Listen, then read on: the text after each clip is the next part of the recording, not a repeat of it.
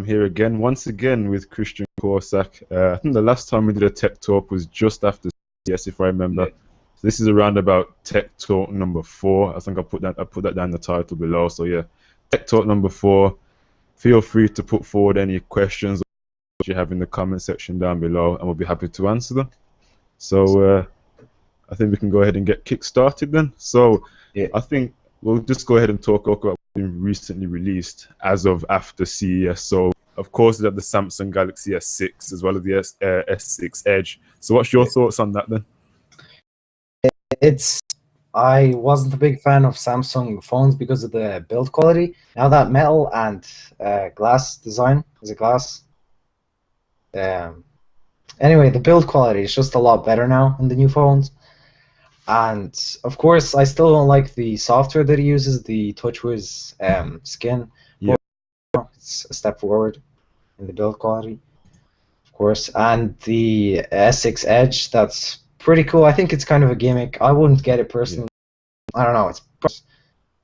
But I don't think that it's going to be in the future. Like, I don't know. Software-wise, for me, I don't think it bugged me too much. I think the only thing I was a bit concerned about was the whole unibody design. I think the only thing that I think annoyed me was the most was that it doesn't have any expandable storage, but that's about it. Yeah, that's pretty good, alright as well. Yeah. So the One M9 was released as well. Oh, that's another one. Yeah. What do you think about that? Okay, so I know that people are complaining about the camera, but I was watching Marquez's new video. Apparently they've released an update now, so the camera's better than it was before.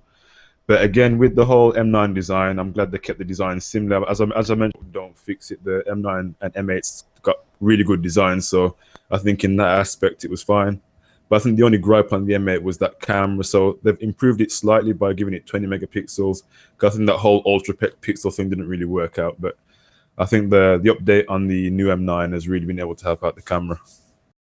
Yeah, the camera's still bad, but it's better. Yeah. Honestly, I wouldn't upgrade to the M9 if I had the M8. I'd just stay with the M8.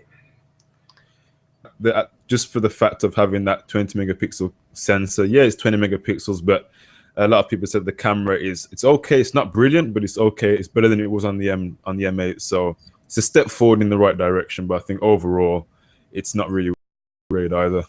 Yeah, maybe 10 if you have the when it comes out. Yeah, I agree. Yeah. And as well, now I did touch upon this Spring Forward event in the last hangout, with those other guys, and I think we mainly covered it. Well, mainly thoughts of it overall. I think being out in the Spring Forward, apart from it just being a whole theory back in end of season. Honestly, I'm not a fan of it because it's overpriced. Obviously, with all Apple products, most of them are overpriced, and I'd rather get a Moto 360, a Pebble, or anything like that. Like, it's much cheaper, in my opinion, better. Yeah, I mean, yeah, $1,000. Yeah, the edition, the Apple Watch edition, and we were just mainly talking about how just overpriced it is, and really it's not really worth the investment going with the edition, because as Apple always the one in the next 2 years, that's going to end up shortening the shelf life on the current edition. So that's the main gripe with that. Now, of course, with the Apple Watch Sport, as I mentioned before, my own video, I really don't think it really justifies the Sport Watch, to be honest. It would cost like $700 because I don't want a metal band, because rubber, it's just bad in my opinion. It'd be all sweaty and stuff. So a metal one, that's $700 for a watch, and that's the biggest waste of money ever in my opinion. So if someone was thinking of getting a smartwatch for their iPhone, I just go with the Pebble, wait till next year or the year after that and get that Apple Watch, because it's going to be better, and hopefully the price is going to be lower as well. So that's my thoughts. Being its own independent operating system, I think it stands you in better stead than if you've been trying to tie your smartwatch down to a phone, like a lot of the other smartwatches, like, of course, the watch needs to be connected. If I really had to recommend a smartwatch at this current time, I'd probably go with the Pebble as well. maybe the Moto 360, brown face with the Moto 360. That bar on the bottom is all right. And I've heard lots of people saying that it's going to come to iOS, the Moto 360. I'm not sure about that. Yeah, it is. Yeah, it is. Quite a few rumors that it's going to go. I definitely get the Moto 360. Never don't even think about the. Yeah, it's definitely because definitely go with the Moto 360 in that case. All right. So there's a question in the chat. What editing software do you use? For currently, I use Sony Vegas because I just find it easy. It's really quick for me, and it's really user friendly. I sometimes use Adobe Premiere if I'm going to be doing any really glamorous edits and things like that. Now for the intro, another YouTuber, and I've just basically customized it for my own self. It took about 4 hours to get I really annoying for I don't know how long, since October or September, and I think Sony Vegas can do the job. What I'm just used. I can't use Sony Vegas now. I'm completely unused to it. Yeah, definitely. Same thing. Like if I alternate between the two, but if I'm using one more than the other, then it feels almost foreign to go ahead and use the other one that I haven't used for a while. So yeah, I get that as well. Yeah, it's good sometimes, to still know both of them, just in case, let's say you're on a PC that doesn't have one of them. Right. In the first Tech Talk, that it doesn't matter what software you use. If it's not Windows Movie Maker, it's going to be all right. As long as it's not that, then it doesn't matter. It depends on your skills. The biggest editing softwares that I know that are out there, of course, Premiere, Sony Vegas, Final Cut Pro, and in some cases even iMovie on the Mac. But there are some other ones that I've actually noticed out there, such as Corel Movie Studio. I know Austin Evans actually used that a while back. I used it for a while, but it was a bit, it was a bit buggy when I actually tried to install it. But yeah, there are a few others out there. But as long as it's not Movie Maker, I think you're in the clear with that one, because Movie Maker is just nah. I don't even know. Yeah, maybe they'll improve in the future. They're trying to improve Internet Explorer. So that said Windows XP, and I had Movie Maker on that. It was actually more stable than the one on Windows 7, if I'll be honest with you, because the one on Windows 7, use it once, it just keeps crashing. It's just a bug. It's a constant bug with Windows Movie Maker. I don't know what. It's just not stable at all when editing, especially everything heavy video. It's just not. Yeah.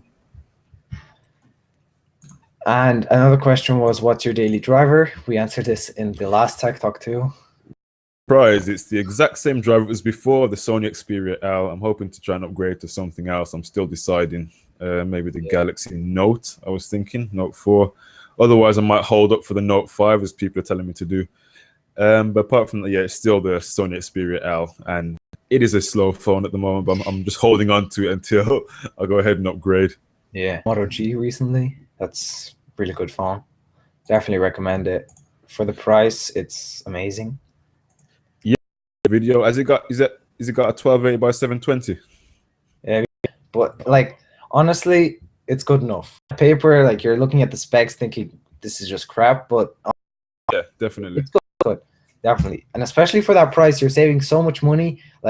For basically, if you get this phone, you can still afford a smartwatch. So you can get a Moto 360 for $300, and this is $200, so it's $500, and you get a great experience. So yeah, that's a good one, I would say. Yeah, so that I did look at the specs actually, and they're actually really good. So definitely look forward. Oh, you done that cinematic style unboxing, which was good. Yeah, that's the thing. I like with products that are not too new that people aren't really looking for. I'm trying to do something special that will stand out. But if you're unboxing, so yeah, it's out there unboxing wise. What's on the new MacBook overall? I don't really like it. I think that the next everybody are saying this, that the next generation is going to be a lot better, but I don't like the fact that it's so small, which is a really important part of the computer. A butterfly style keyboard, yeah. I think that I'd really not like it. I like proper keyboards that you have to press down, and this really small one. Yeah, there is the Surface Pro line, the keyboards that they released, that you don't even feel that. Yeah, and the keyboard to that. Very little travel. A better keyboard next year. And the trackpad, that's really, really nice in my opinion. The magnets that they used or whatever, I think that that's pretty cool. And Oh yeah, force touch, or that's actually a really, really good idea, because when you're using the trackpad, depending on how hard you press, like if you're doing any artwork or anything like that, depending on how hard you press on if you're using Photoshop, for example, the harder you press, the darker the line, the lighter you press, the fainter the line. I think that's a really. I didn't know that it does that. If you're using things like Photoshop or any art-based website, and you're doing any sort of sketches, depending on how hard you press on the actual trackpad, that depends on how dark or so faint the line is in whatever artwork you're doing. Yeah.